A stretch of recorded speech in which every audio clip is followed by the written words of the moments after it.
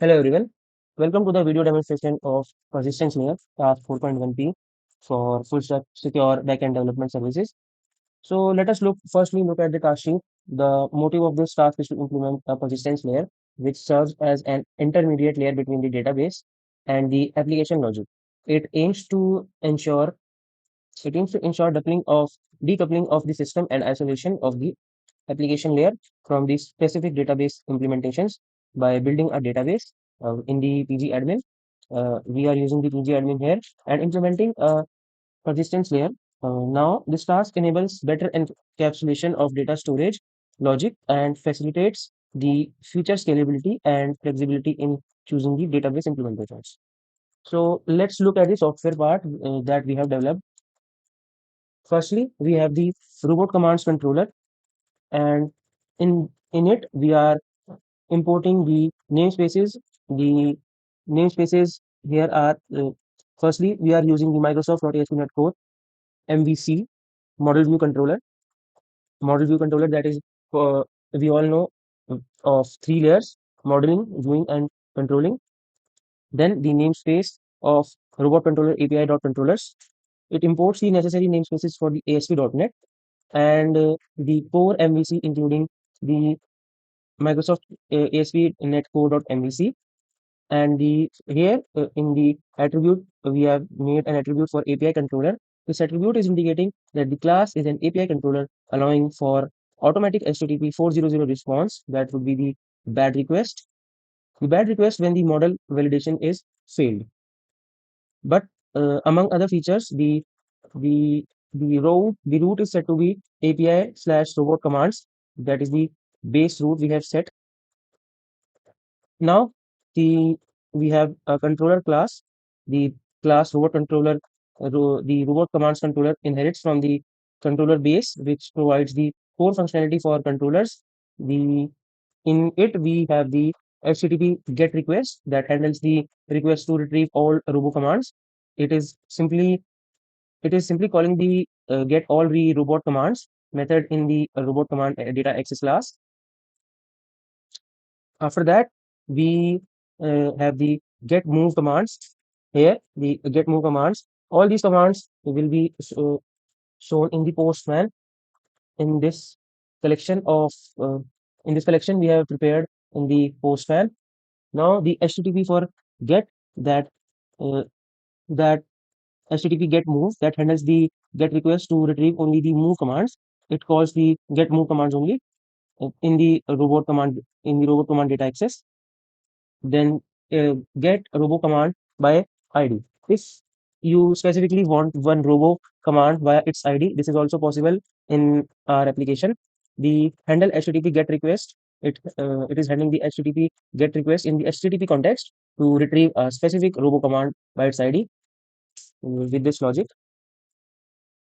In the base root, we have to just add the specific ID we want to fetch the data for. For example, if you want to fetch the data for move, we will use move with the base root.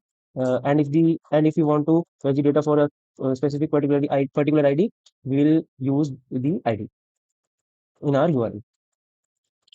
Now let's see what the post command does.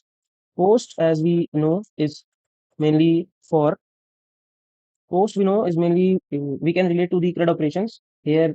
So by post, we can add a new, let's say, new entity for a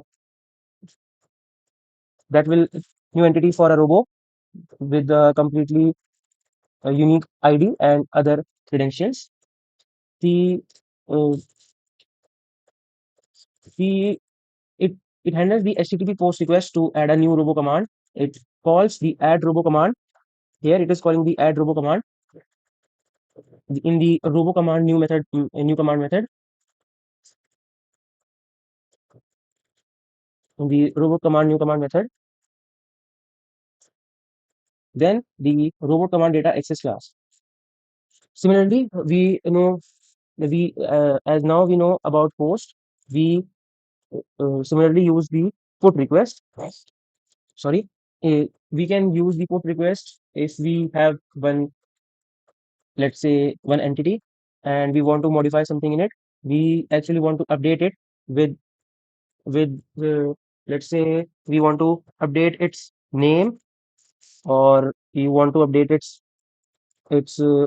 any credential. This is done via the post request.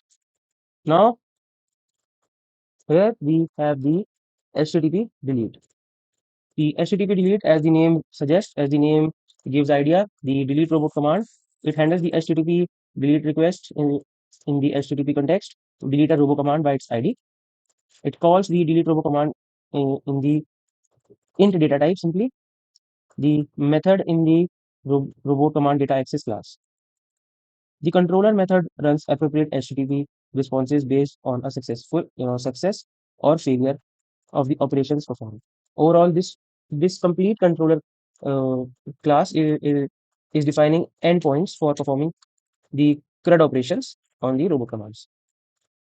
And via this, we can interact on Postman with the with this class to perform the database operation we simply do.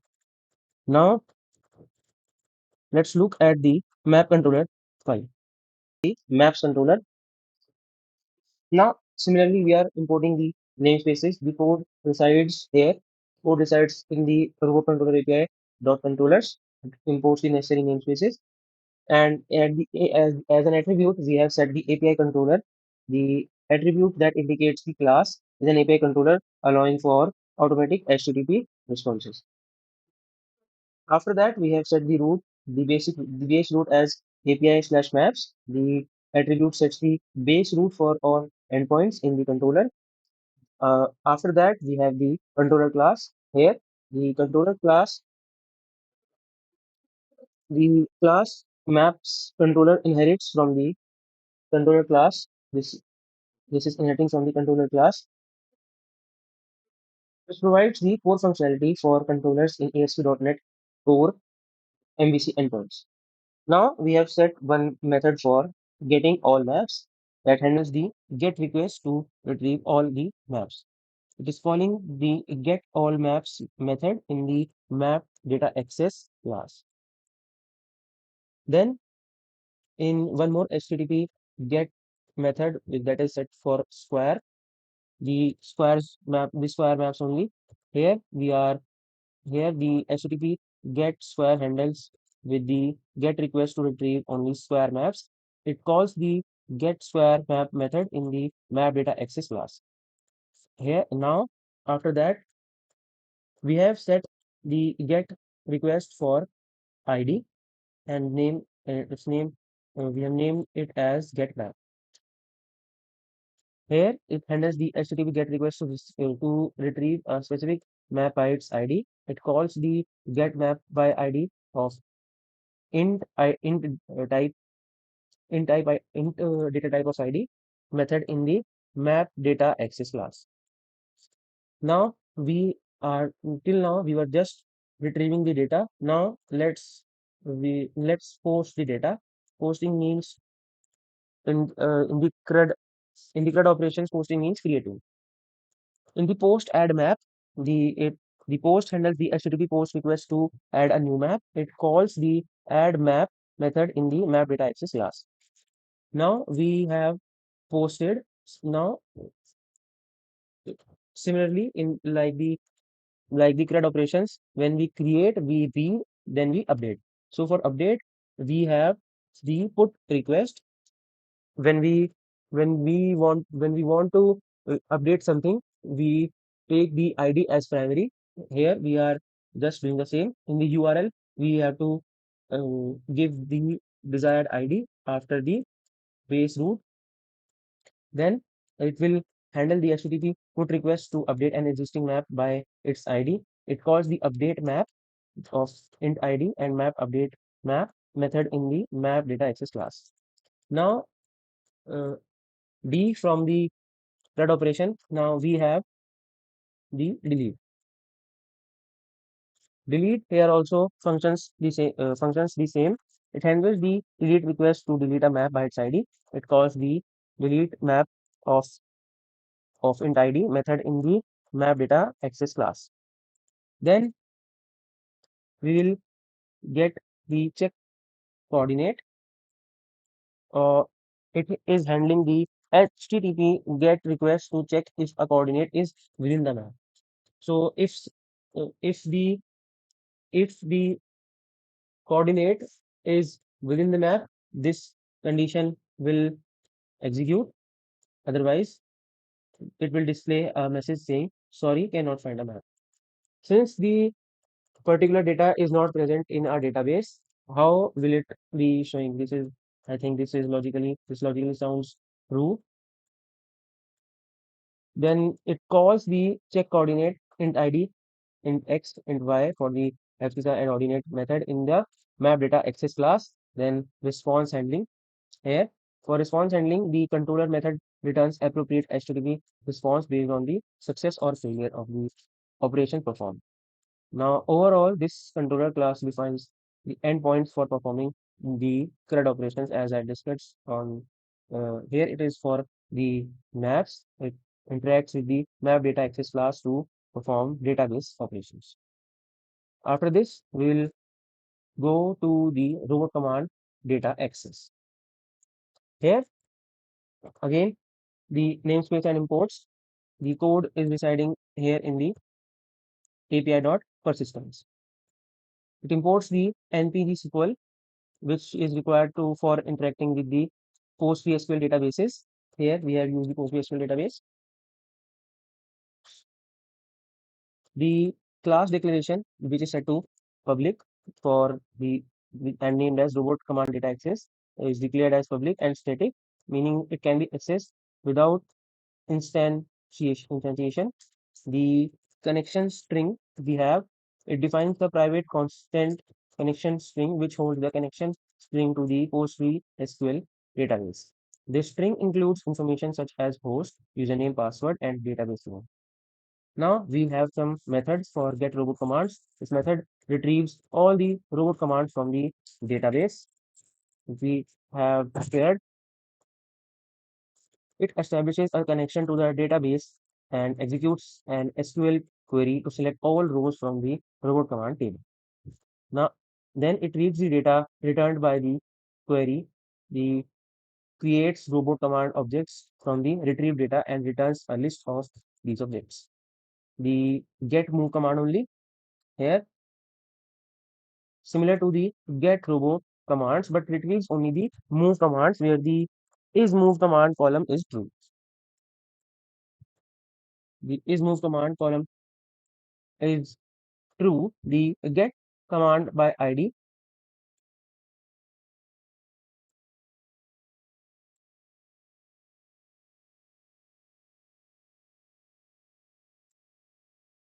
the get command by ID of int command ID retrieves a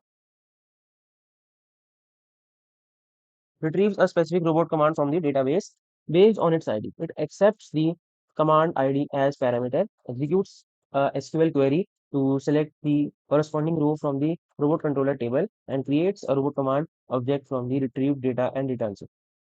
Then we have the add robot command of robot command new command type. This will be adding a new robot command to the database. It accepts a robo command object representing the new command and creates an SQL insert command with the parameters to insert the command's data into the robo command table and executes the command. Here we update the robo command in the int id, the robo command update command, and updates an existing robo command in the database. It accepts the ID of the command to be executed and a robo command object containing the updated data. It creates an SQL update command with parameter to update the command's data in the table and executes the command. Now we'll now we have implemented over here the delete robo command uh, in the int command ID. It deletes a robot command from the database on its ID. It accepts the ID of the command to be deleted and creates an SQL delete command to remove the corresponding row from the robot command table and executes the command. The parameterized queries here are the methods that use parameterized SQL queries to prevent the SQL injection attacks. They bind the parameters to SQL commands using npv SQL command dot parameters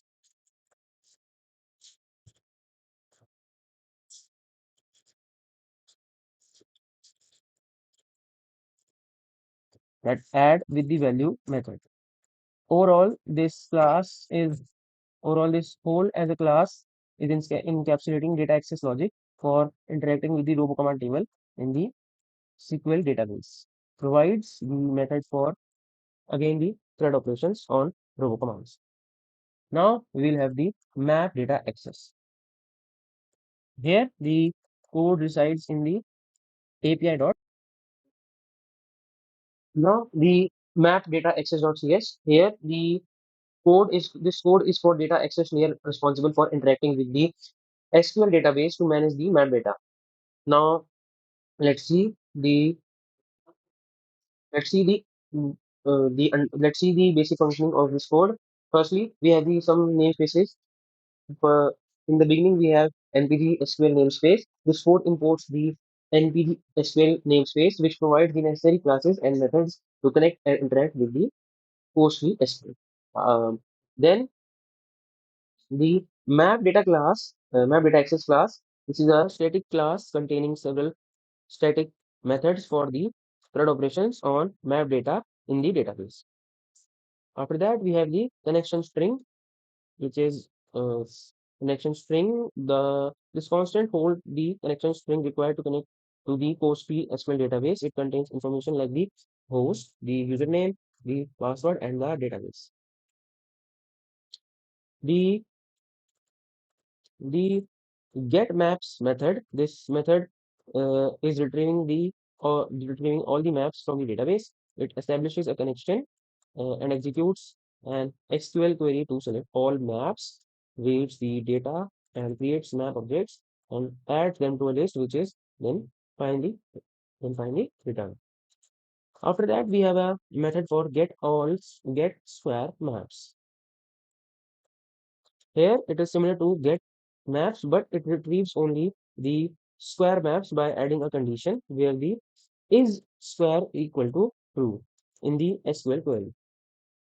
After that, we have the map ID. It retrieves a map by its ID from the database. It is taking a map ID as input and executing a SQL query with a where clause. With a where clause, where ID is equal to map ID dot com. Then we have the new map. The new map method for adding a map. It is adding a new map to the database and takes a map object as input and executing an SQL insert query to add the maps data to the database utilizing the parameterized queries to prevent SQL injection. These. After that, we get the update map of int ID and map update map. This method updates an existing map in the database and takes the ID of the map to update and an updated map object. It executes an SQL update query to modify the map's data in the database.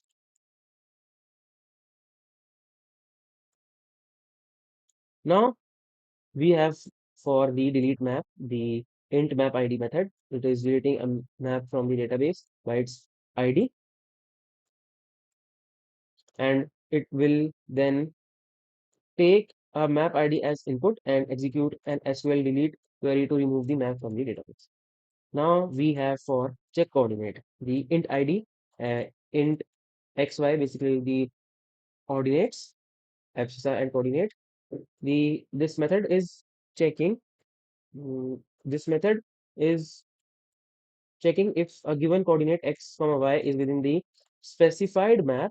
It takes the map ID along with the coordinates as input and executes an SQL query to retrieve the map's dimensions and checks if the coordinates are within the map's boundaries. So overall, this code provides a basic data access layer for managing map data uh, in the SQL database, including functionalities for retrieving, adding, updating, and deleting map records, as well as checking coordinates within a map. Now we have to run this program in our machine. We will get some local host port number. The port number is 5000. All the robo commands will be visible with ID 8, 6, and now when we do the for move, all all the entries for move will be visible. And if I want for the for some specific ID, let's suppose 4, here it is showing for 4. Now let's say 6. For 6, if I send it, it has shown me for the 6. Now if we have to post a new, we name it something new. Let's say we name it my name, that is Aryan, in the robot commands, and send it. This shows the status 200. Okay, let's check it, let's verify it via the get request, and it should be present at the bottom. The name shows Aryan. Perfect.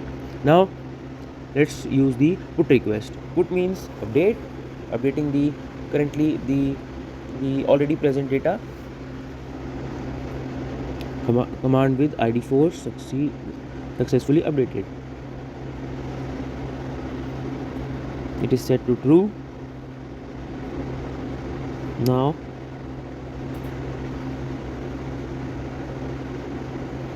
I will be giving it some new description. Let's say we give it put of the new command, and most probably it should work fine. We will, yeah, it is working fine. So we will firstly just check it via the get read request and name and give it the particular ID. The ID was 4. Send. Now it is showing for the description put of the new command. Absolutely fine. So the next endpoint we will be checking is for the delete robo command.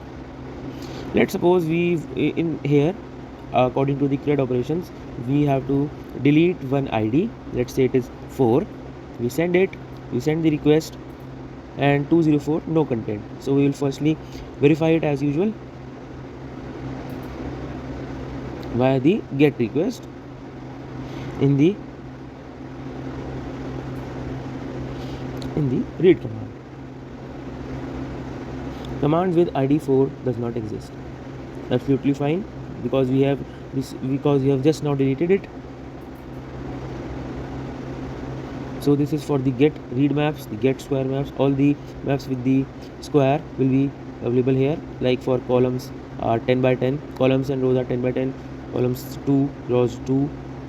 We can also post something here.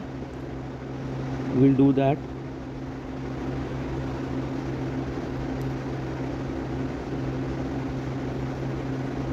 Suppose we want to retrieve the for some other ID, let's say 9.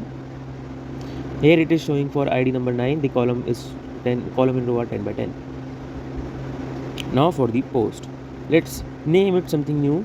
Let's say again my name, and we send the request. Column 1, rows 2.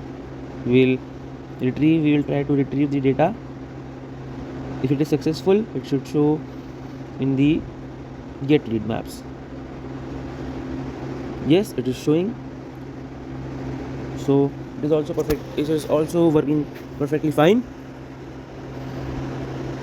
Now we will just put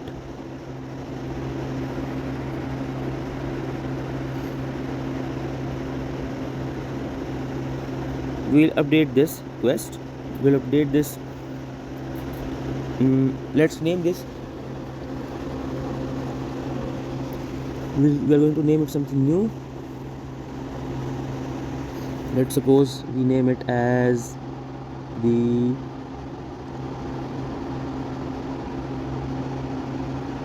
okay, fine. Since it is the column 10 and rows 10, we can say it 10 size square map, and we send the request. It says map 9 successfully created, and when trying to retrieve, it shows perfect results. Now if I want to delete a map, when I want to delete a map,